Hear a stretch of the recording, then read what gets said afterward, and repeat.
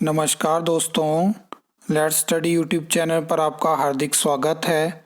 I hope आप अच्छे होंगे, स्वस्थ होंगे। इस वीडियो में हम Himachal Pradesh public service commission Shimla की कुछ नई नोटिफिकेशंस के ऊपर बात करेंगे। सेट के एग्ज़ाम के ऊपर हम बात करेंगे, रिक्विजिशंस के ऊपर हम बात करेंगे। तो ये वीडियो इन्फॉर्मेटिव होने वाली है। काफ़ी टाइम के बाद हम इन चीज़ों के ऊपर बात करेंगे। सबसे पहले आप ये आज का प्रेस नोट देख सकते हो, डेट इसमें मेंशन है। तो अप्रैल के मंथ में जो एग्ज़ाम कंडक्ट होने हैं, तो सिर्फ 2 एग्ज़ाम कंडक्ट होंगे जो कि आपके सामने है। तो यहाँ से एक चीज़ तो ये क्लियर हो चुकी है कि जो सेट का एग्ज़ाम है, जिसकी उम्मीद थी कि अप्रैल में हो सकता है, तो फ़िलहाल अप्रैल में आपको वो देखने को नहीं मिलेगा। अब एग्ज़ाम जो होगा वो मई में ही आपको देखने को मिलेगा और इससे बहुत सारी चीज़ें बदलेंगी। देखिए, मैंने नोटिस किया है कि पिछले 2-3 महीनों से पब्लिक सर्विस कमीशन शिमला से जो भर्तियों की रफ्तार है वो बिल्कुल रुक चुकी है। जो मतलब एक तरह से आप बोल सकते हो कि कुछ जो requisition public service commission Shimla के पास पहुंचती है, उन पे ऑब्जेक्शंस लगती हैं। जैसे कि आपने देखा कि नायब तहसीलदार की भर्ती है, उसके अलावा सेक्रेटरी की भर्ती है, एग्जीक्यूटिव ऑफिसर की भर्ती है, बहुत सारी ऐसी भर्तियां हैं। और आपने ये चीज़ भी नोटिस की होगी कि असिस्टेंट प्रोफेसर की जो रिक्विजिशन है वो पहली बार दिसंबर 2025 में पब्लिक सर्विस कमीशन शिमला भेजी गई थी। ये चीज़ भी अभी मैंने आपको कुछ दिन पहले डॉक्यूमेंट के थ्रू दिखाई है। अब यहाँ पे सेट का एग्ज़ाम अगर मई में होता है, तो अभी जो जानकारी मिल रही है कि उससे पहले असिस्टेंट प्रोफेसर की भर्ती जो है वो एडवर्टाइज नहीं हो सकती है। अगर ये चीज़ होने वाली है तो सेट का एग्ज़ाम होगा, उसका रिज़ल्ट भी हमें देखने को मिलेगा और फिर उसके बाद जाके असिस्टेंट प्रोफेसर की वैकेंसी एडवर्टाइज होगी। तो यहाँ से तो ऐसा लगता है कि इस वैकेंसी को फ़िलहाल सरकार डिले करेगी।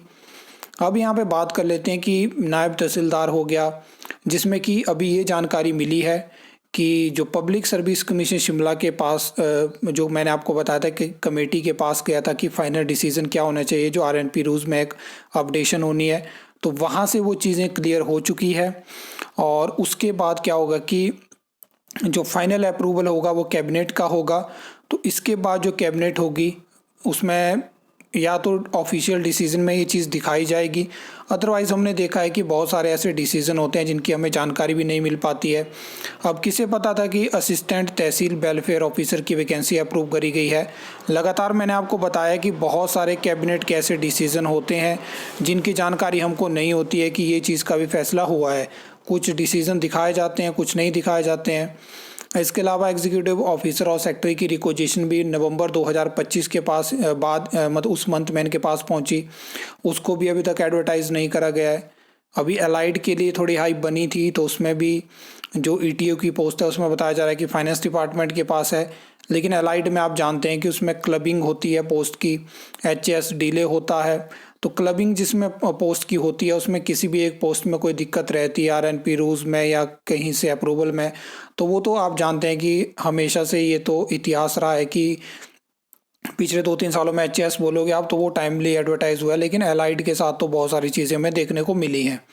तो ये सब चीज़ें बाकी एक डेडिकेट वीडियो आपको देखने को मिलेगी जहाँ पे एलाइड के बारे में, एचएस के बारे में और जो भी रिक्विजिशन की जानकारी हमारे पास है जो कि पब्लिक सर्विस कमीशन शिमला गई है, उनके बारे में एक डिटेल वीडियो आपको देखने को मिलेगी। फिलहाल इस वीडियो के माध्यम से ये बताना था कि सेट का एग्ज़ाम अप्रैल में नहीं होगा, मई में ही आपको ये एग्ज़ाम देखने को मिलेगा। और इस टाइम पे स्थिति भी ऐसी है कि पब्लिक सर्विस कमीशन शिमला के पास इतने एग्ज़ाम भी कंडक्ट करवाने को नहीं है। तभी तो इस तरह का शेड्यूल बन रहा है जहाँ पे 2 एग्ज़ाम कंडक्ट हो रहे हैं एक महीने में। तो ये सब चीज़ें, बाकी आप भी इन चीज़ों को नोटिस कर सकते हैं। आई होप आपको वीडियो अच्छी लगी होगी, इन्फॉर्मेटिव लगी होगी। तो वीडियो को लाइक, कमेंट, शेयर कर सकते हो, चैनल को सब्सक्राइब कर सकते हो फर्दर न्यू अपडेट्स के लिए।